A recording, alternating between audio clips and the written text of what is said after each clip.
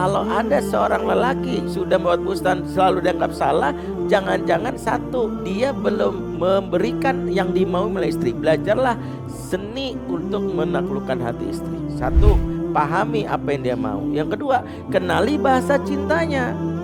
Bahasa cinta itu seringkali saya ini udah menunjukkan cinta, tapi istri nggak merasa dicintai karena bahasa cintanya, love language-nya nggak sesuai. Suami merasa mencintainya dengan kata-kata I love you sayang, I love you so much.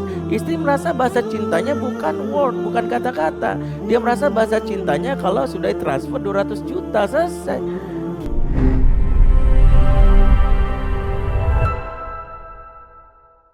Ketika kita sebagai suami ambil keputusan dalam rumah tangga dan respon istri kadang marah, kadang muka nggak enak, kadang cemberut,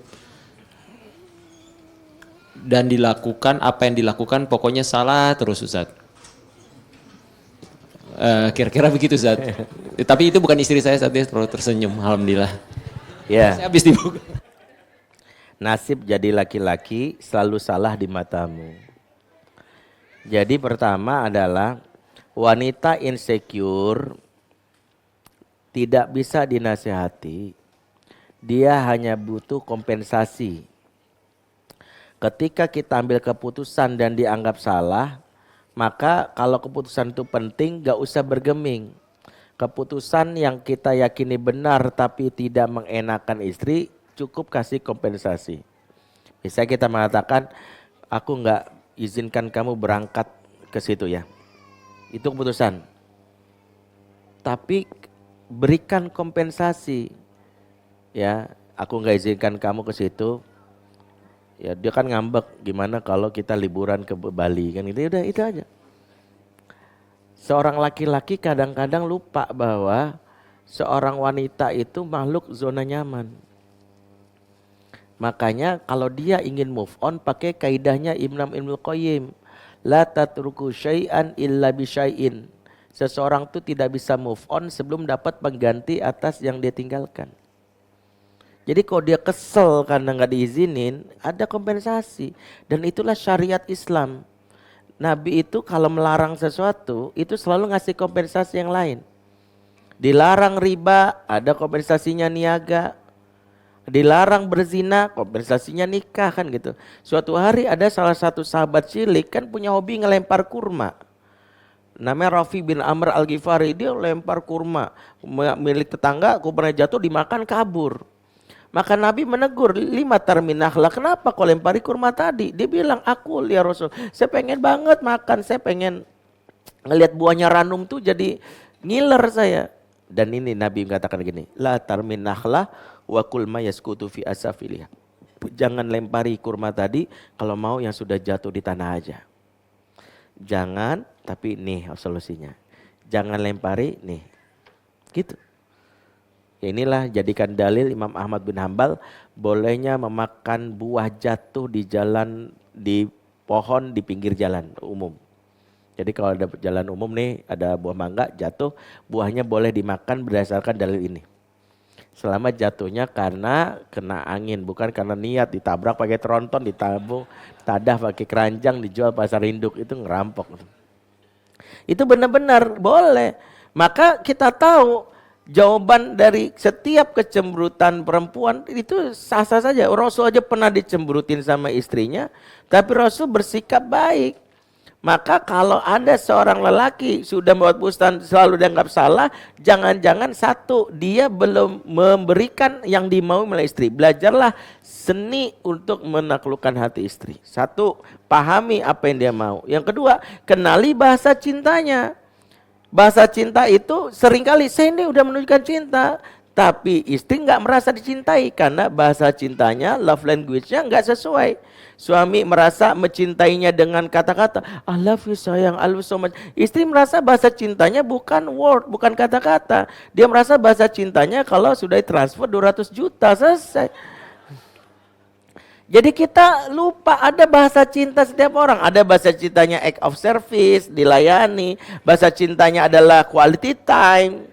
Bahasa cintanya adalah hadiah. Bahasa cintanya adalah macam-macam. Nah, seorang suami sering ribut. Kenapa sih istri gue selalu nanya, kamu sayang gak sih mas sama aku? Kenapa nanyain kayak gitu? Udah jelas-jelas anak udah 5 gitu ya. Rumah udah dibeliin masih nanya masih sayang, masih sayang. Karena wanita sebagian besar makhluk auditori. Dia butuh kalimat verbal. Bahkan riset menyebutkan wanita itu butuh 4 kali ucapan cinta dalam sehari. 4 kali bayangkan. Jadi wajar kalau dia nanya mulu. Makanya kita rutin mengatakan I love you. Kamu tuh bidadarinya aku tuh sayang. Gitu 4 kali. Jangan dirapel malam-malam, I love you, I love you, I love you, selesai. Ada yang dirapel seminggu, 4 kali 7, 28. I love you, I love you, I love you. Dah, minggu depan lagi, enggak begitu. Setiap saat lagi ingat. Jadi biasain seperti itu. Jadi pentingnya kita memahami kompensasi ya. Dan ingat, lelaki yang diuji dan wanita seperti ini pahalanya besar sekali insyaallah. Tahu kenapa? Karena Nabi berkata, innal izamal jaza ma'a izamil bala. Kata Nabi, sesungguhnya besarnya pahala tergantung besarnya kesulitan. Di balik istri yang kadang menyebalkan tersimpan pahala yang besar untuk kita lakukan. Jadi itu aja. Jadi kalau kita, ya Allah gini banget, pahala. Ya. Kayak gitu aja menyikapi situasi yang sulit itu jangan jadikan ancaman. Kadang Allah mendatangkan kesulitan sebagai bentuk rasa sayangnya untuk beritahu di balik kesulitan ini ada pintu surga yang kau masuki. Cuman kaunya nggak mau aja. Saya pernah cerita ya tentang bagaimana istri saya menyikapi hidup yang membuat saya belajar. Gitu. Istri saya itu diuji dengan orang tua yang maaf nih saya cerita udah izin schizofren. Kakak ipar yang sama schizofren, bipolar, anak kami 5, tinggal sama ibu saya berarti mertuanya dia. Di mana saya juga sibuk, dia nggak pernah kemana-mana, yang namanya healing nggak pernah. Jadwal dia kan hamil, lahiran, nyusuin, hamil, lahiran, gitu aja. Sampai akhirnya Allah oleh dokter nggak boleh lagi suruh hamil, setelah umurnya udah lewat dari 40, itu aja. Bayangkan. Bulan madu kami itu nggak pernah. Kami bulan madunya sebelum pandemi ke Turki itu doang. Dia orang paling norak kata orang. Yaitu yang dia pertama kali keluar negeri sama saya. Saya keluar negeri udah kemana-mana. Saya udah umroh, udah berkali-kali. Nggak pernah dia. Jadwal dia ngurus anak. Jadwal dia ini ngerawat mama. Ini ya sakit sampai mama akhirnya meninggal. Saya dulu pernah marah sampai bilang ini. Mama nih karena orang yang ini sempat ngomong sesuatu yang menyesakkan hati. Kan. Saya bilang udah mama aja. Rawat aja di panti jompo deh. Saya bilang capek juga gitu. Saya sebagai laki-laki aja gitu. Istri saya cuma bisa senyum sambil megang tangan saya. Dan dia mengatakan kalimat yang sampai sekarang saya bersyukur kalimat ini saya dengar dari dia. Dari situlah saya menyikapi apapun selalu dengan kalimat ini. Kata dia gini, Abi ada orang masuk surga dengan pahala sodakonya. Umi sodakonya sedikit. Karena jatah dari Abi sedikit buat keluarga. Ada orang masuk surga dengan pahala tahajudnya. Umi susah tahajud. Orang dari pagi bangun tidur habis itu ngelayanin keluarga. Gak ada pembantu, gak ada ini sampai malam. Ada orang pahala surganya dengan baca Qur'annya. Umi baca Qur'annya jarang.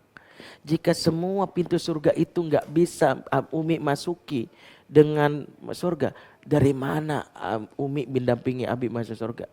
Kecuali ada satu pintu dan itu Umi temukan dari awal. Tahu nama pintunya apa?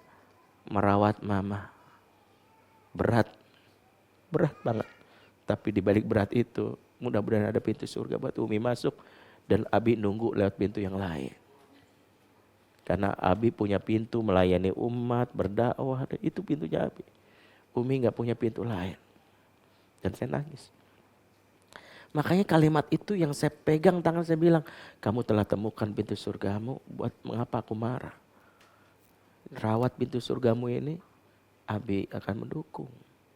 Makanya ketika saya menghadapi situasi sulit, saya selalu berpikir, jangan-jangan Allah ingin saya masuk surga lewat pintu ini.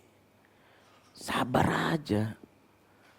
Karena kita tuh kadang-kadang lupa, pengennya nyari yang lain. Akhirnya pintu surga tuh banyak tertutup karena kita fly. Kan ada orang tuh mau pintu ini lari, saya pintu sana udah tutup, pintu sana tutup. Mendingan sabar aja sampai pintunya dibuka. Ini persis kayak kemarin waktu umroh, ada jamaah itu nunggu di depan untuk supaya dibuka WC ngantri. Karena di sono ke sono ternyata lama banget, yang sini buka orang lain masuk gitu. Tahu nggak pelajaran yang saya bilang sama dia? Engkau nggak sabar menunggu pintu, makanya kau ngantri depan WC, udah antri aja. Kadang itu lebih di sono, ternyata di sana BAB lama banget. Dulu lama, yang sini akhirnya keluar cuma pipis doang. Akhirnya orang lain masuk duluan. Dia nyesel, ya Allah, padahal gue tadi ngantri di situ. Ini lama banget, padahal tinggal satu orang doang sampai dia gedor-gedor. Tahu apa yang saya katakan sama dia? Disitulah kadang orang nggak sabar mendatangkannya, buka pintunya rahmat Allah, keburu kabur ke pintu yang lain. Tunggu suatu saat akan dibuka pintu surga itu.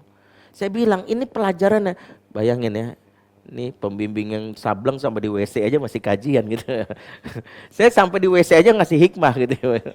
Di WC saya masih sempat ngasih hikmah karena dia nungguin gitu ya. Sampai saya bilang gitu, bayangkan begitulah Allah kadang memberikan kita kesulitan, tapi kita keburu pindah. Ya Allah nggak mau yang ini, cerai, tinggalin, flight.